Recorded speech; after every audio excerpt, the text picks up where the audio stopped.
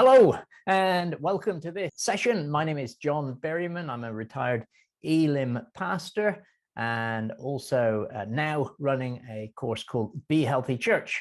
And I hope you'll enjoy this session. And this is entitled, Do You Want to Be Healed? Now, you might say that's a pretty stupid question to ask in any day and age. If someone is sick, of course they want to be healed. But actually, I've not always found that to be true.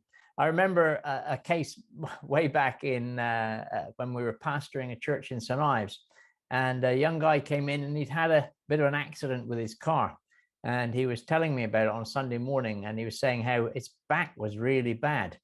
And I said, "Oh, that's no problem. Let's pray for your back right now." And he said, No, please don't pray for it, because I've got someone coming to see me about compensation on Monday. Now, that young man, unfortunately, had a bad back for a long time. And I do really believe that if he had taken the courage to be prayed for that moment and accepted whatever came his way, that he would have been healed. But everything is not always that straightforward, is it? So I hope you'll join with me in this and see the questions that I'm really asking. And perhaps you might be ill in other things and with your body. And you might say it is a stupid question, but let's have a look and see what the scriptures have to say as well. First, let's look at this one that you will really know, the healing at Bethesda. And I'm sure you've read this before and so on, but let's read it from John 5. After these things, there was a feast of the Jews, and Jesus went up to Jerusalem. Now there in Jerusalem by the sheep gate, a pool, which is called in Hebrew Bethesda, having 5 porticos. In these lay a multitude of those who were sick, blind, lame, and withered, waiting for the moving of the waters. For an angel of the Lord went down at certain seasons into the pool and stirred up the water. Whoever then first, after the stirring of the water, stepped in was made well from whatever with which he was afflicted. A man who was there had been ill for 38 years. When Jesus saw him lying there and knew that he had already been a long time in that condition, he said to him, "Do you wish to get well?" The sick man answered him, "Sir, I have no man to put me into the pool when the water is stirred up. But while I am coming, another steps down before me." Jesus said to him, "Get up, pick up your pallet and walk." Immediately the man became well and picked up his pallet, and he began to walk. That's a lovely story, isn't it? And the story of someone that had a long-term condition. 38 years is a long time to be sitting waiting. His excuse was that no one had helped him. Were they all that selfish in that area at that time? Perhaps they were. Just it took Jesus to come along and put the final hand to it. But no, he didn't put him in the water. Jesus said, "Get up and walk." And the problem was, I wonder, someone was taking care of this chap for 38 years. Someone must have been helping him in some ways, but he didn't get into the water. He obviously knew that he was ill.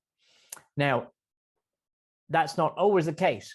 Of course, this next one we're going to look at is another one which is perhaps even simpler, but harder to deal with. This is the story of Naaman. You'll know the story. We're going to look at these 2 stories and then unpack it a little bit.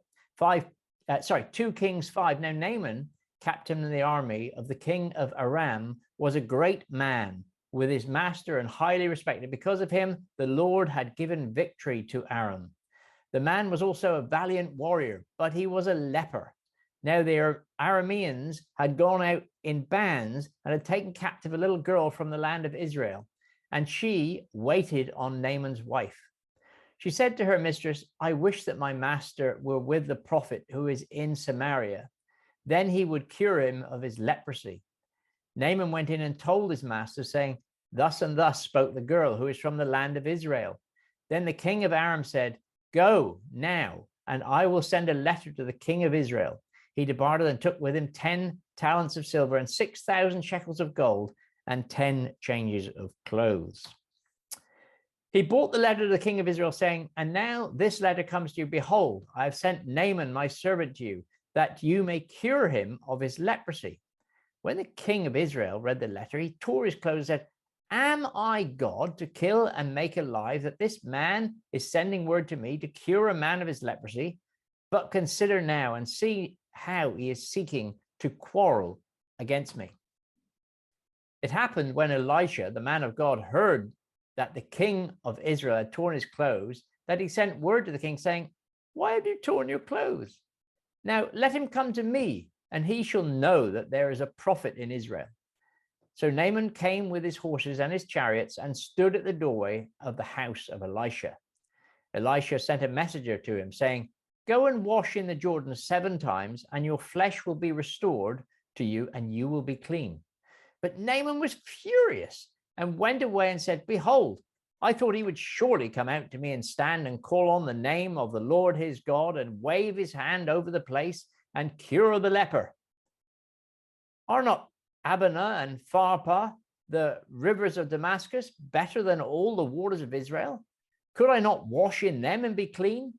So he turned and went away in a rage. Then his servant came near and spoke to him and said, my father, had the prophet told you to do some great thing, would you not have done it? How much more then when he says to you, wash and be clean? So he went down and dipped himself 7 times in the Jordan, according to the word of the man of God, and his flesh was restored like the flesh of a little child, and he was clean. A simple step, but sometimes we don't want to follow the simple steps. We want the complicated ones. We want the doctor to perhaps confirm that we have something wrong, and then we want to go through the medication process, taking the tablets and follow it through. Now, I know that this is true for some people, but it's not true of all people. And I also know that the ability of God to heal through people. Remember, in this situation here, here we see Elisha, and Elisha is coming and meeting with the man to be healed. God didn't come himself. God sent a man. There's another story there where he sends a man to bring salvation to the world, who also is God himself.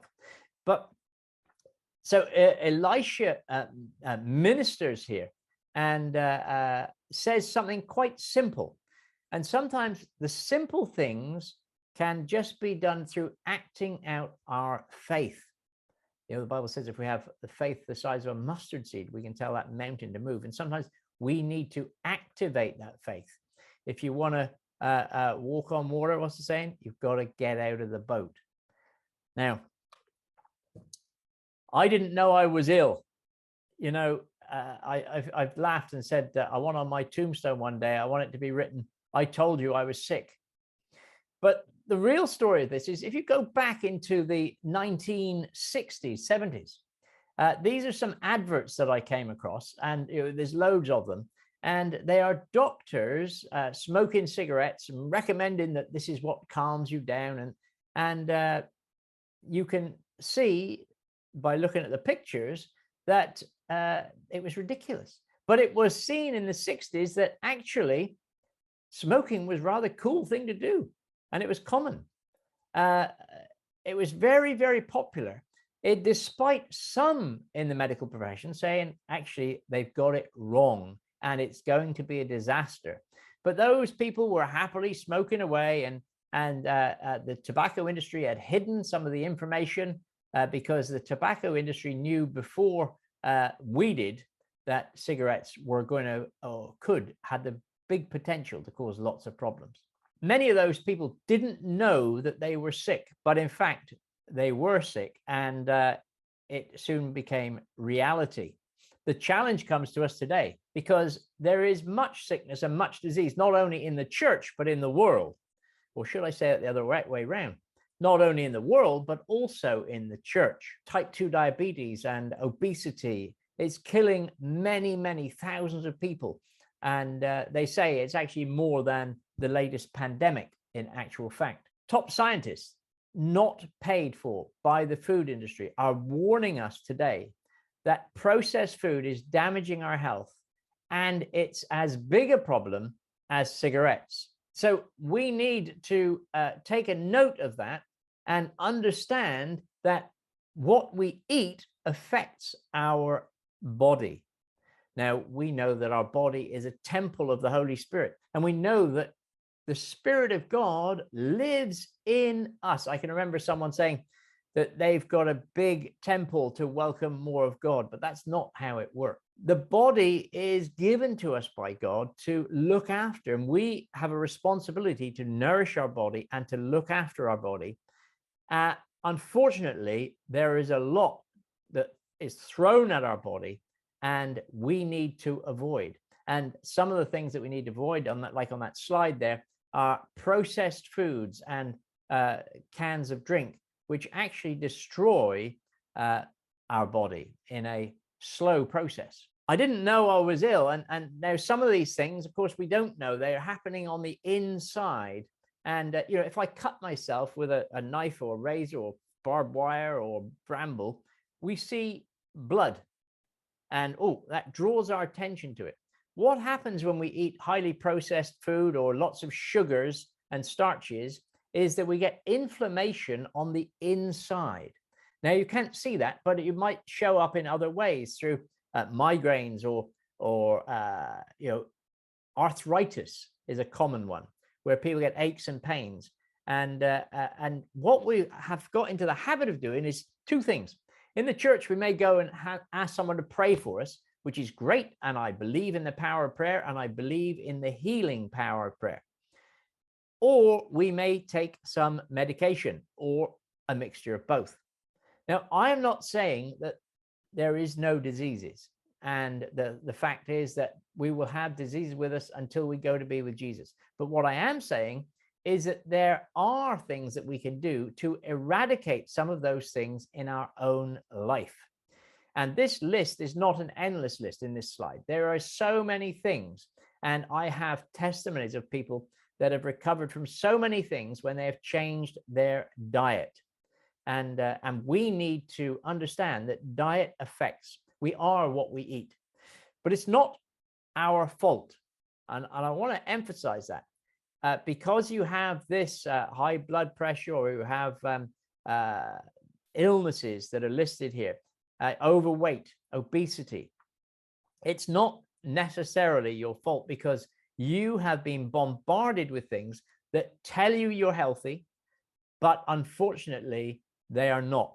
And we need to get our heads around this and understand it's not our fault, but we have the capability of changing things from here on in.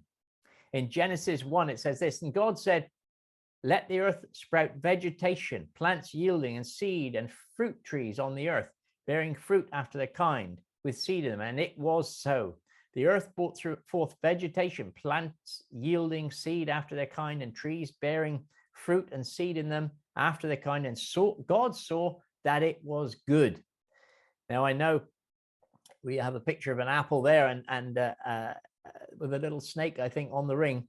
But the fact is, we don't know it was an apple, the forbidden fruit, but God gave us fruit and vegetables that were good to eat. The only thing is that man has been playing with them a little bit ever since. A few modifications here and there, which is not always a good thing. Continuing in Genesis a little bit further on, let the earth bring forth living creatures after their kind, cattle and creeping things, and beasts of the earth after their kind. And it was so. God made the beasts of the earth after their kind, and the cattle after their kind, and everything that creeps on the ground after its kind. And God saw that it was good. And I love to see cattle grazing, and there's some we had last year, grazing on some luscious clover and grass, and eating what was grown naturally. Grass-fed beef is what it will be, and highly nutritious and good for us.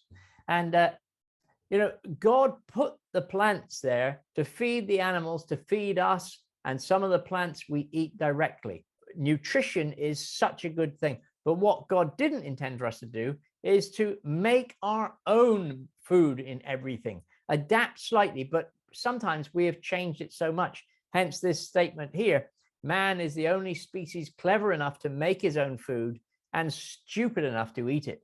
I can still run upstairs 2 at a time. I have lost a fair bit of weight in the last couple of years intentionally. I can't say I've always ever been really overweight, but I was a couple of stone overweight. And I did it through healthy eating. I'm not hungry, ever get hungry. I eat real food, and that is the key to success. And here you see, a panda bear eating bamboo shoots, and you try to feed that panda bear anything else, it will lack energy, and it will get sick, and eventually it will die. Again, with a lion designed to eat meat, and if you take that lion and start feeding it bamboo shoots, it will die. There is no argument about this. And we are born to run on the right fuel, and God created the right stuff for us to eat. When we start playing with it, we have problems, and it's ultra processed foods that seem to be the killer.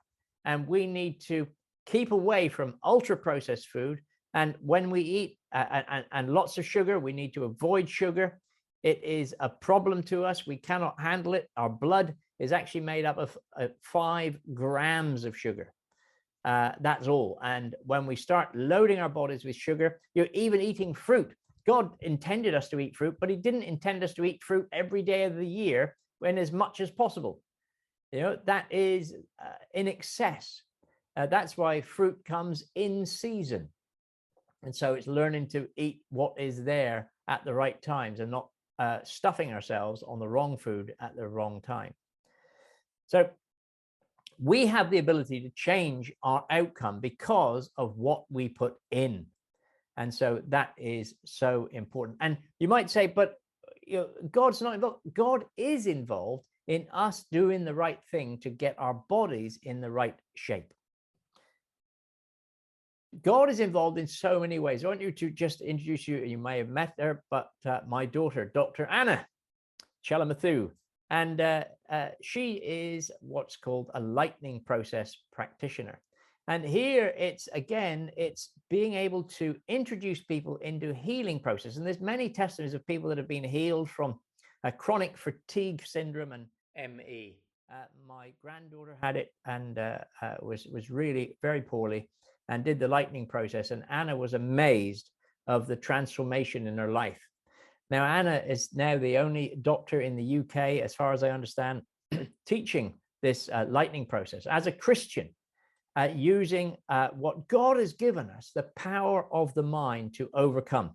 In note what 2 Kings 5:13b says, "My father, had the prophet told you to do something great, would you not have done it? How much more when he says to go wash and be clean?" Sometimes God uses the foolish things to confound the wise. And I know he's done it with me over the years. But it's amazing. Sometimes little steps can change big things in our life. In John 10:10, it says, "The thief comes only in order to steal, kill, and destroy. I've come that you might have life and have it in its abundance, to the full, till it overflows." You see, our battle is not against flesh and blood. It's against the world, the flesh, and the devil. That our own bodies sometimes tell us that we need something, we want something, and there's a big difference in what we need and what we would like to have. And the world is run on a money system.